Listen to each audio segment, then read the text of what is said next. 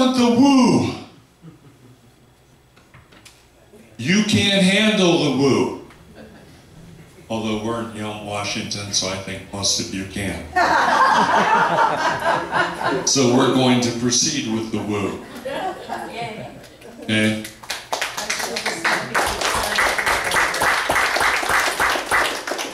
Cynthia, my wonderful fiance, just reminded me that this is a good time for your break, so get out of here. Go take your break, go to the bathroom, go outside, do what you need to do for the next 10 minutes. Over here, please turn on the lights for the display cases. Over here to my right, your left, turn on the lights. Check out the Bigfoot cast. Check out the 3-foot Bigfoot turd next to a black bear turd. Check it all out. And we'll see you back here in about 10 minutes. Thank you.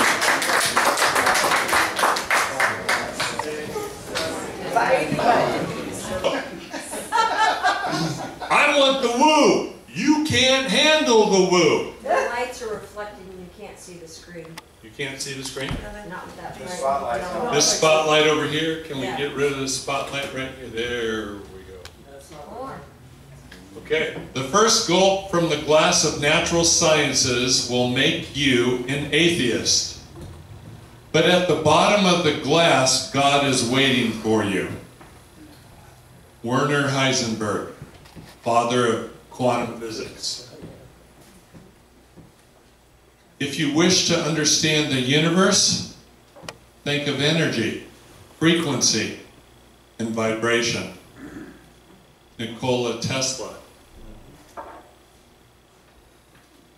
The Sasquatches are uniquely gifted. They have paranormal abilities, which I might add is normal for them. Paranormal to us, but normal for them. They're able to read memories and engage in mind speak. Now I'm going to tell you this, my faith, I'm a Christian, okay? Jesus, at the well in Samaria, was able to tell the woman at the well her whole life history. How was he able to do that without reading her memories? Okay? Just saying. The forest people are able to cloak. They could be right next to you and you wouldn't know it. But I can tell you from personal experience that you can reach out and touch them. You can feel their hairy chest right next to you. You might not see them, but dogs can see them. Felines, cats can see them because of the difference of rods and cones in our eyes. Cats and dogs can see them. We can't.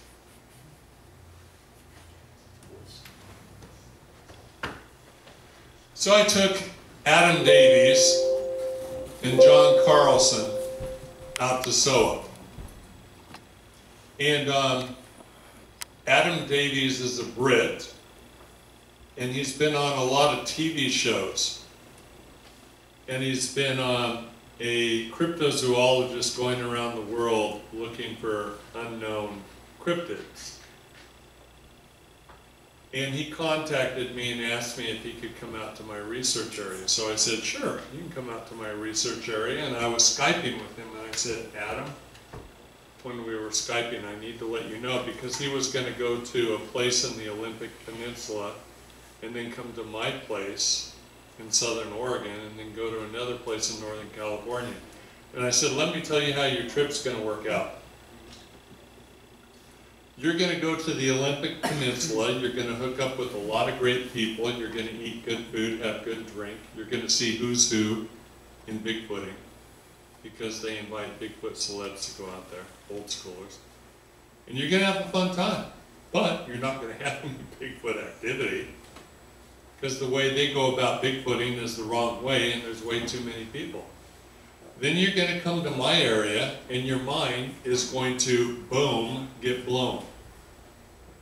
Then you're going to go to Northern California, and nothing's going to happen there either. You're going to have good people, good food, good beautiful scenery, but no Bigfoot activity, because how they're doing it in Northern California is the wrong way.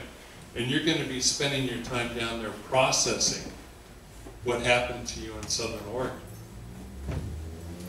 Turns out I was right. My prediction was 100% accurate. So, Adam Davies, the Brit, came to my area. John Carlson came to my area. We had a fun time. I was a good host, and I took them to different places in Southern Oregon during the day, including Crater Lake. If you've never seen Crater Lake in Southern Oregon, you need to get off your butt and go see Crater Lake. There's nothing else like it in North America. Well, on our third night there, guess what? We had all this activity from the 9 o'clock to the 12 to 3 o'clock. All this Bigfoot activity. The first night, the second night, just as I predicted. And they were so scared and so anxious that they went on the other side of the Suburban to avoid this activity. And they were laughing and talking nervously and joking to handle their anxiety. And then they started saying, Matt, come here. And I'm like miffed because they were there, right, for the Bigfoot activity, but they were avoiding it. I said, no, you guys get up here where all the Bigfoot activity is. And they go, Matt, come here. And I said, you guys get up here. No, Matt, come here. So finally I walked around the Suburban, and all of a sudden, at the 6 o'clock position on the perimeter, bam, there was this portal. A portal opened up. Okay? Just like Stargate on TV. Okay? And there was this red sky and dark scraggly vegetation, and there were 2 3-foot tall beings with glowing red eyes. And they were going like, what is that? And I'm like, I don't know. I've been up here for 8 years. I've never seen that. What did you guys do? We were just walking over here and it opened up.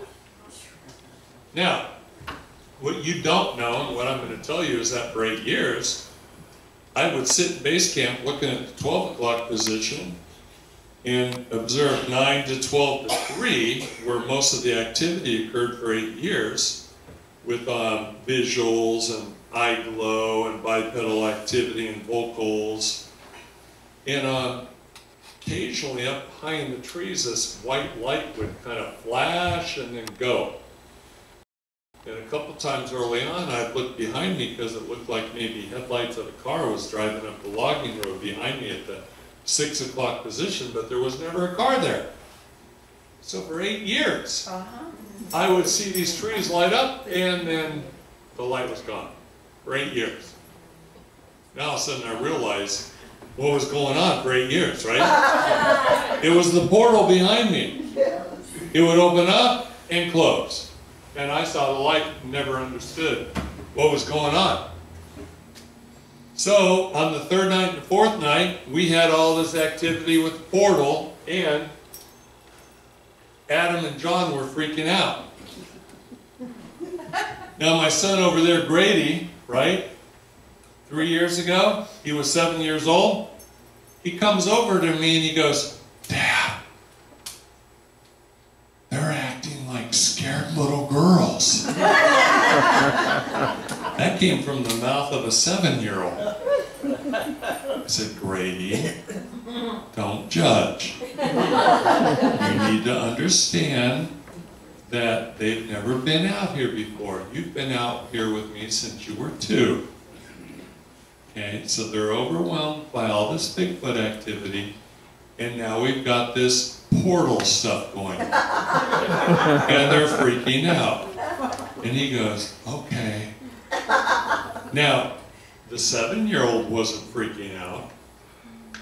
The 7-year-old saw the portal, but the 7-year-old wasn't freaking out. But the two adult grown men were freaking out, like scared little girls, from the mouth of babes. So, they freaked out. They thought we were going to die on the third night and the fourth night, and we did. Squatches, portals, and guardians, oh my. Screw lions and tigers and bears. We got squatches, portals, and guardians, oh my. Now, when I drove John and Adam back to Seattle, Adam said, Matt, from now on, if you tell me that you saw a pink unicorn in SOA, I will believe you. So when I found this at Fred Meyer, I couldn't resist taking a picture and sending it to Adam. Okay. But the problem is, Adam and John engaged in a dichotomy, a false dichotomy. A dichotomy means you split things. Now, I'm a psychologist, and I've been in the mental health field for 35 years. And the reason why people split things is to psychologically adjust to what they're facing. It's a defense mechanism. It's a coping mechanism. In other words, the only way they could handle this portal incident was to dichotomize things, to split things. So in their minds, they split things. There was Bigfoot activity going on, right?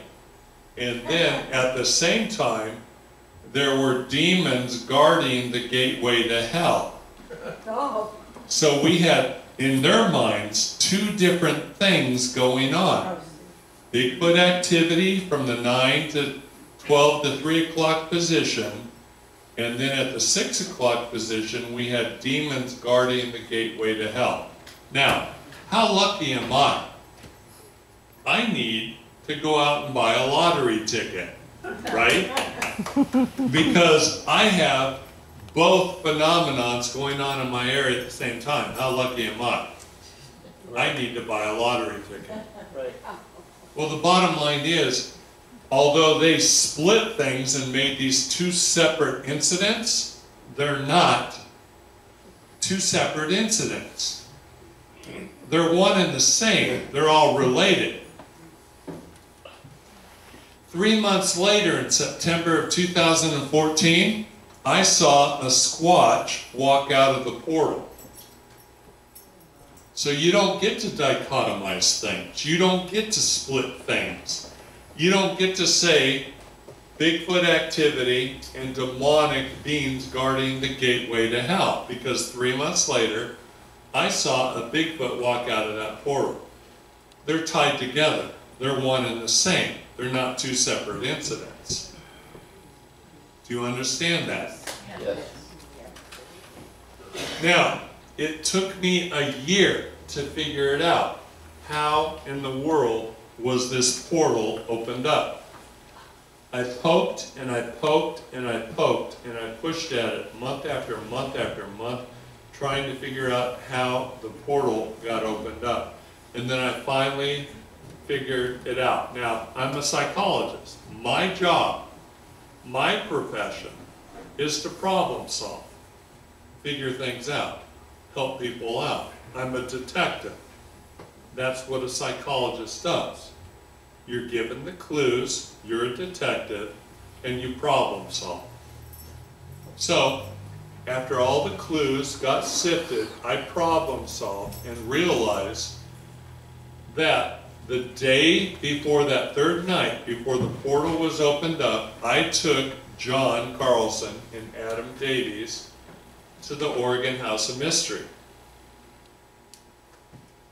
to the Oregon Vortex in Gold Hill, Oregon, south of Grants Pass, Oregon, north of Medford, Oregon. And I took them there and we spent an hour doing the tour, and then we came back to SOA. And apparently we brought back the residual energy from the magnetic vortex, and the magnetic energy on our bodies, the residual energy, triggered the portal and brought them out.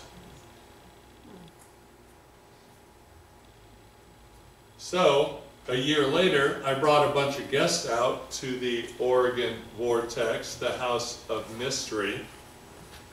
And I said, you guys trust me, right? Yeah, we trust you, Matt.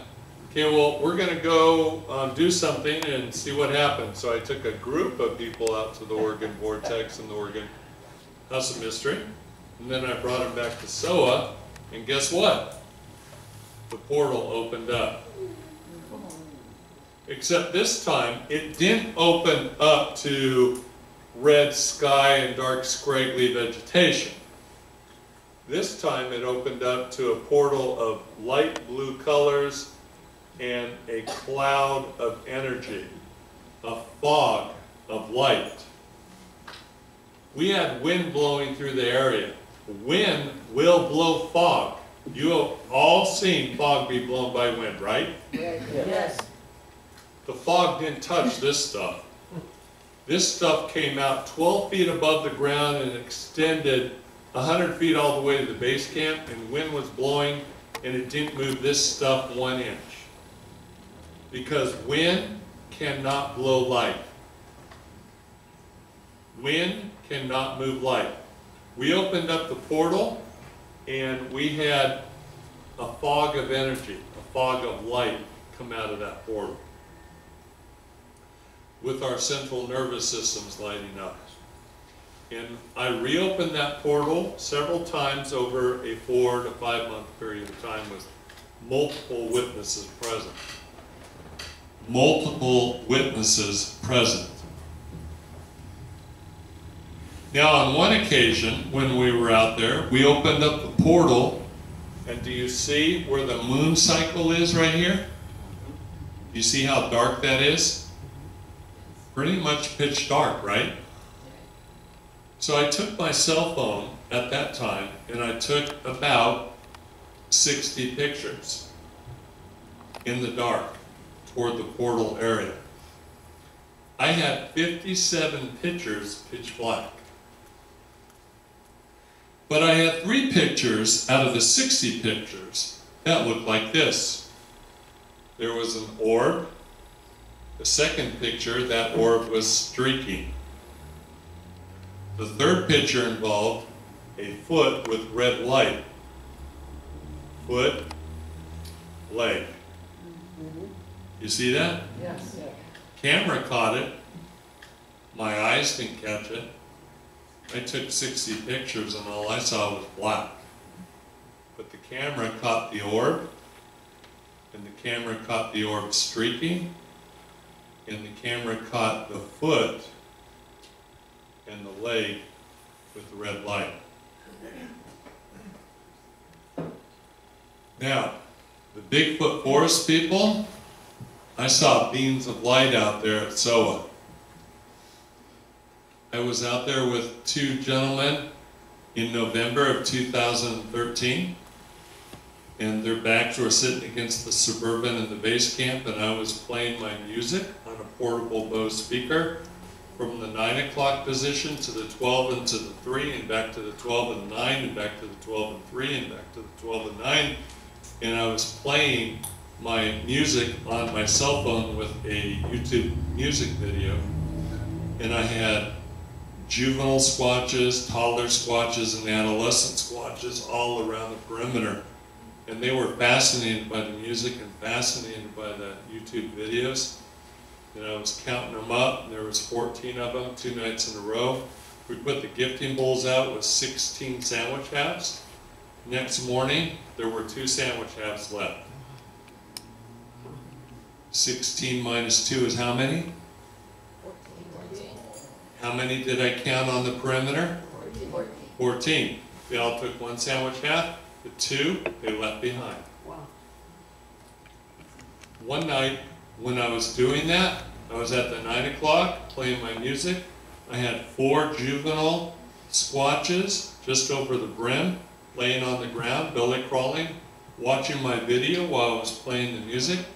All of a sudden, 40, 50 feet back from the perimeter, I saw 2 beams of light. 2 beams of light, translucent. You could see right through them. You could see their head, their shoulders. You could see their arms and their trunk and their legs. Okay? and they were back 40, 50 feet. And this light of fog was emanating from their feet, lighting up the area. And I felt this unconditional love that I had never, ever felt anything like that before. It moved me to the point of tears. I have never felt love like that. I've never felt embraced like that. It was amazing. So much so that I wanted to walk over the brim and past these 4 juvenile squatches on their bellies to go out to these beams of light, but I didn't want to piss off the juveniles' parents, so I stayed in the base camp. Then all of a sudden these beams of light disappeared and the light was gone. I went back over to my 2 friends sitting by the Suburban, Gunnar Monson and Michael Beers, and I was having tears coming down my cheeks, and I told them what happened. And they said they saw the light over in that area, but they couldn't see what was making the light. And then all of a sudden they saw the light shut off. It wasn't moonlight,